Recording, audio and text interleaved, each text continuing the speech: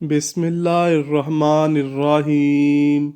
دنیا میں بحر مردار کے نام سے پانی کا ایک ایسا حصہ پایا جاتا ہے جس میں کوئی بھی آبی جاندار یعنی مچھلی، مینڈک وغیرہ زندہ نہیں رہ سکتا۔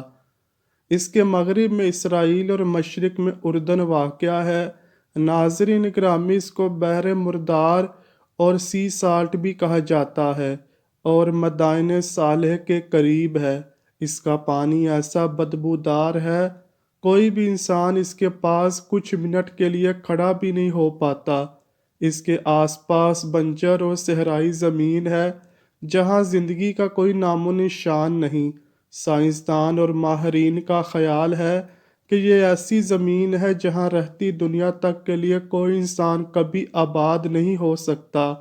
قرآن پاک میں ارشاد باری تعالیٰ ہے، ہم نے اس بستی کو صریح عبرت کی نشانی بنا دیا ان لوگوں کے لیے جو عقل رکھتے ہیں۔ ناظرین گرامی، یہ بستی اور یہ علاقہ کبھی دنیا بھر کی سرگرمیوں کا گہوارہ ہوا کرتا تھا۔ جی ہاں، اس بستی کا نام سدوم تھا، جو ایک سرسبز و شاداب علاقہ تھا۔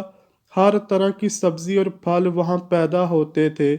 طرح طرح کے میوہ جات اور ہر قسم کا اناج شہر سدوم میں پیدا ہوتا تھا۔ جدید قسم کا نہری نظام اور چشموں سے یہ بستی بھری پڑی تھی۔ یہی وجہ تھی کہ دوسرے شہروں اور قریبی بستیوں سے لوگ سدوم سیر و تفریح اور کھانے پینے اور مہمان بن کر آتے تھے۔ شروع میں تو سدوم کے لوگوں نے مہمانوں کو خوش آمدید کہا اور ہر طرح سے ان کی خدمت کی، لیکن پھر آہستہ آہستہ یہ دن بھی آیا کہ قوم سدوم ان مہمانوں سے تنگ آنے لگے اور سارے لوگ سوچنے لگے کیسے ان مہمانوں کو اپنی بستی میں آنے سے روکا جائے۔ بستی والوں نے ہر قسم کا منصوبہ بنا کر دیکھ لیا، لیکن مہمان اور سیاح اس بستی کی طرف آنے سے نہ رکے۔ پھر ایک دن شیطان ان پر حملہ آور ہوتا ہے اور ایک بزرگ کی شکل میں آ کر قوم سدوم سے مخاطب ہوتا ہے کہ میں تم لوگوں کو ایک ایسی تدبیر بتا سکتا ہوں جس سے تم مہمانوں سے فائدہ بھی اٹھا سکو گے اور آہستہ آہستہ مہمان اس بستی کا رخ کرنے سے بھی ڈرنے لگیں گے۔ پوری قوم خوشی میں نعرے لگانے لگی۔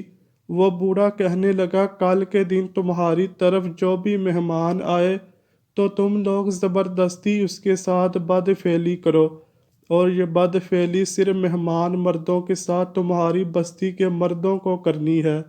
بستی والوں کو یہ تدبیر کوئی خاص نہ لگی، لیکن پھر جب اگلے دن شیطان نے ایک نہایت خوبصورت اور نوعمر لڑکے کو اس بستی میں بھیجا، جس کو دیکھ کر قوم سدوم کے سردار اپنی شہوت پر قابو نہ رکھ سکے اور کہنے لگے، ہمیں ہر صورت اس بوڑھے کے مشورے پر عمل کرنا چاہیے۔ قوم کے 4 سرداروں نے اس لڑکے کو باندھ کر اس سے بدفعلی کی۔ چنانچہ اس طرح شیطان نے قوم سدوم کو بدفعلی سکھائی۔ بس پھر اس کے بعد آہستہ آہستہ جیسے جیسے مہمان ان کی بستی میں آتے تو یہ لوگ ان کے ساتھ زبردستی بدفعلی کرتے، اور پھر یہ لوگ اس گناہ کے عادی ہو گئے۔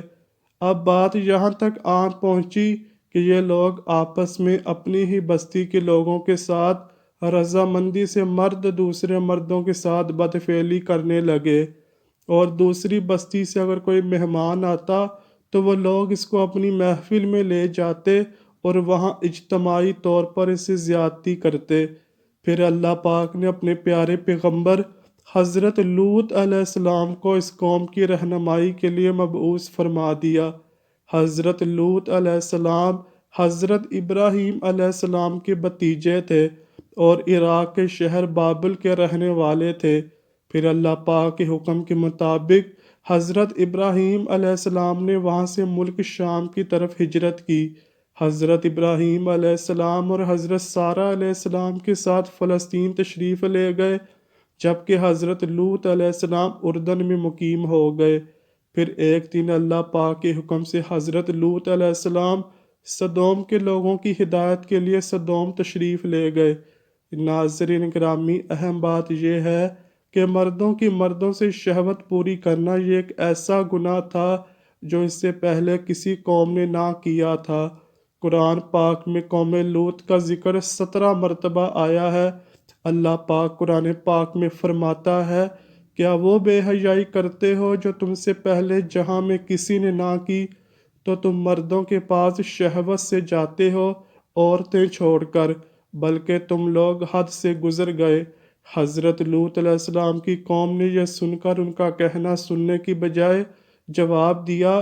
اس کا ذکر بھی قرآن پاک میں اس طرح ہے، اور اس کی قوم کا کوئی جواب نہ تھا مگر یہی کہنا تھا کہ ان کو اپنی بستی سے نکال دو، یہ لوگ تو پاکیزگی چاہتے ہیں۔ حضرت لوط علیہ السلام نے اپنی قوم کو بہت سمجھایا لیکن وہ اس بد فعلی سے باز نہ آئے۔ اس کا ذکر قرآن پاک میں کچھ اس طرح ہے۔ حضرت لوط علیہ السلام نے کہا، تم کیوں نہیں ڈرتے؟ میں تو تمہارا امانت دار پیغمبر ہوں، تو اللہ سے ڈرو اور میرا کہنا مانو، اور میں تم سے اس کا بدلہ نہیں مانگتا، میرا بدلہ اللہ رب العالمین کے ذمے ہے۔ کیا تم اہل عالم میں سے لڑکوں پر مائل ہوتے ہو اور تمہارے پروردگار نے جو تمہارے لیے بیویاں پیدا کی ہیں ان کو چھوڑ دیتے ہو؟ حقیقت یہ ہے کہ تم حد سے نکل جانے والے ہو۔ حضرت لوط علیہ السلام مایوس ہونے کی بجائے قوم کو راہ راست پر لانے کی جدوجہد میں مصروف رہے، لیکن قوم میں یہ گناہ بڑھتا گیا۔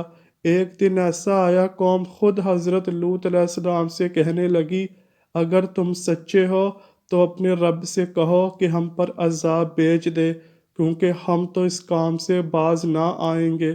پھر اس کے بعد 3 فرشتے اللہ پاک کے حکم سے قوم سدوم کی بستی میں حضرت لوط علیہ السلام کی طرف انسانی شکل میں آئے۔ روایات میں آتا ہے کہ جب وہ فرشتے بستی کی طرف آئے تو ان کی ملاقات بستی سے باہر ہی حضرت لوط علیہ السلام کی صاحبزادی سے ہوئی۔ فرشتے حضرت لوط کی بیٹی سے کہنے لگے، ہم مسافر ہیں اور ہم چاہتے ہیں کہ آج رات اسی بستی میں رک جائیں، کیا یہاں ہمیں ایک رات رہنے کے لیے کوئی جگہ مل سکتی ہے؟ لڑکی ان سے کہنے لگی، آپ لوگ یہاں پر ہی رکیں، میں اپنے والد سے اس بات کا ذکر کرتی ہوں۔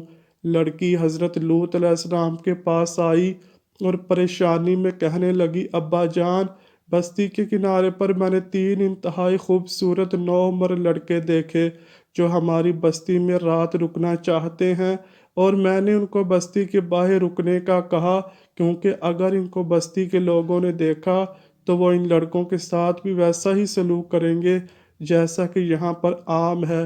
خیر، حضرت لوط علیہ السلام بستی کے کنارے گئے اور انسانی شکلوں والے فرشتوں کو چھپ چھپا کر اپنے گھر لے آئے۔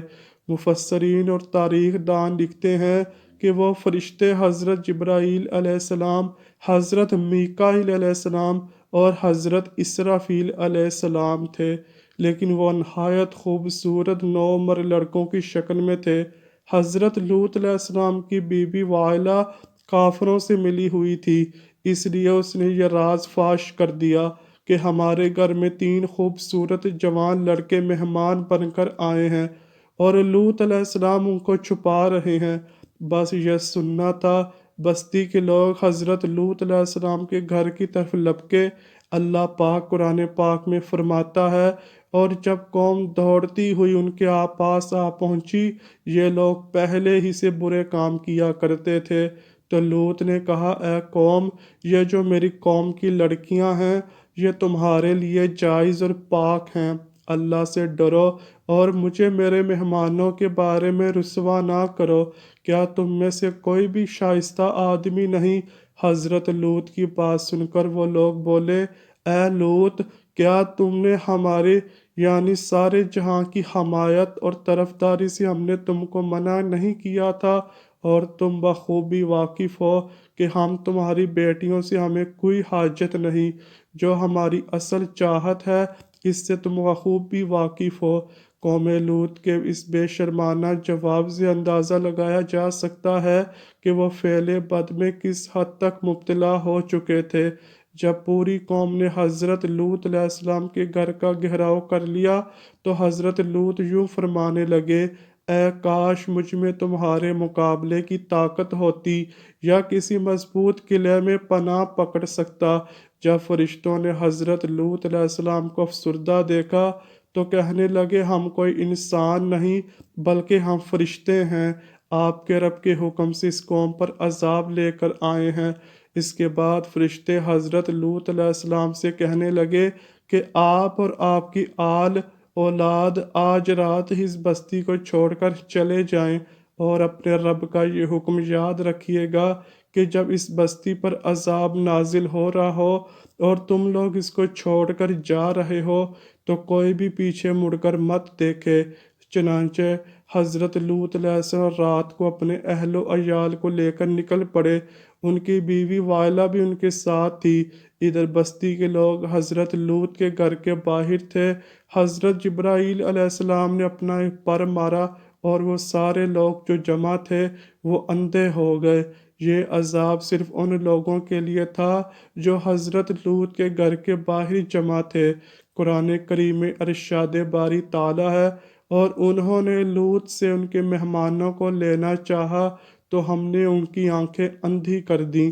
اس کے بعد حضرت جبرائیل علیہ السلام نے اس بستی کو اللہ کے حکم سے زمین سے اکھیڑا اور پھر اپنے بازو پر رکھ کر آسمان پر لے گئے، یہاں تک کہ بستی کے مرغوں اور کتوں کی آوازیں آسمان کے فرشتوں نے سنی، اور پھر اس ساری بستی کو زمین پر دے مارا۔ پھر اس کے بعد اللہ پاک نے ان لوگوں پر پتھروں کی بارش کی۔ مفسرین لکھتے ہیں ہر پتھر پر اس شخص کا نام لکھا ہوا تھا جس کو وہ آ کر لگتا تھا۔